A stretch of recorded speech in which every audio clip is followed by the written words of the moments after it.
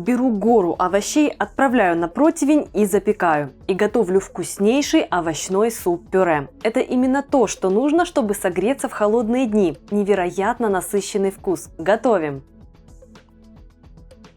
Привет, дорогие друзья! Меня зовут Галина Артеменко. Каждый год осенью я готовлю такой вот замечательный супчик из печеных овощей.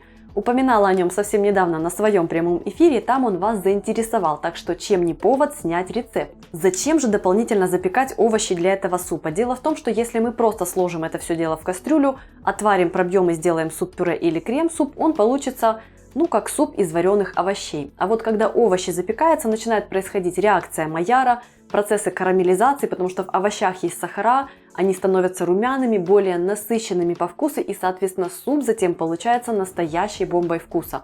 Я уверена, если вы это сделаете, то он вам точно понравится, и давайте уже приступать к приготовлению. Овощи для этого супа можно брать разные и в разных комбинациях. Рецепт крут тем, что можно брать то, что в данный момент есть дома. В сезон мне обязательно нравится использовать тыкву, она придаст яркий аппетитный цвет. Кожуру с нее пока не снимаю, удобнее будет сделать это позже. Картофель добавит густоты и крахмалистости, а печеный чеснок и корень сельдерея сделают вкус очень ярким. Список всех ингредиентов я оставила в описании под роликом. Основные трудозатраты – это просто нарезать овощи. Предварительно я вымыла все овощи. Крупно нарезаю баклажаны и кабачок. У меня они уже, так сказать, из последних, невзрачненькие, но для супа они подойдут идеально.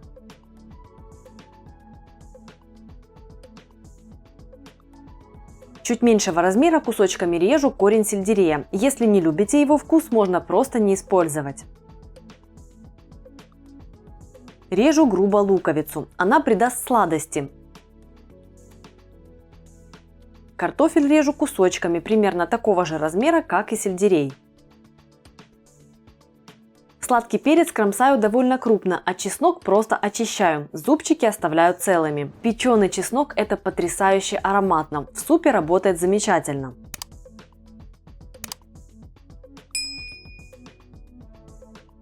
Помидоры режу на 4 части. Нарезанные овощи отправляю на противень, все скопом. Солю овощи, вливаю растительное масло и перемешиваю руками, чтобы масло распределилось. Масло поможет овощам зарумяниться. Тыква на мой противень уже не поместилась, так что ее я отправляю в форму для кекса и тоже смазываю растительным маслом, чтобы помочь зарумяниться ей лучше. Духовку разогреваю в режиме конвекции до температуры 200 градусов и запекаю овощи в течение 30-40 минут до мягкости. Если режима конвекции нет, просто поместите на противень с овощами и тыкву, чтобы не запекать все в 2 приема.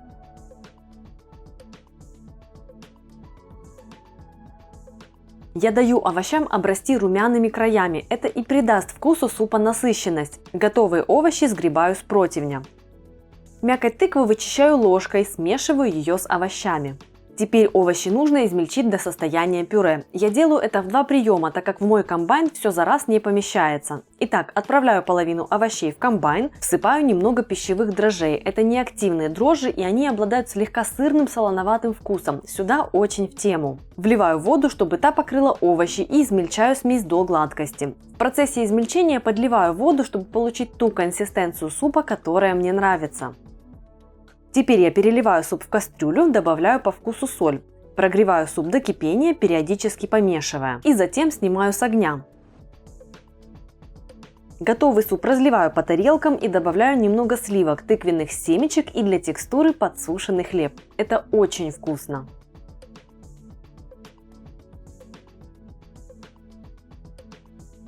Напомню, что для этого супа не обязательно использовать четко те овощи и четко в тех пропорциях, которые я описала в рецепте. Вы можете комбинировать, варьировать и брать то, что у вас на данный момент есть дома, потому что сезонных овощей сейчас еще пока очень много, и можно делать разнообразные вкусные варианты. Еще больше вкусных ссылок я оставлю для вас в описании под этим роликом и в прикрепленном комментарии. Ставьте лайк этому видео, если рецепт вам пришелся по душе, оставляйте свои приятные комментарии. Меня зовут Галина Артеменко.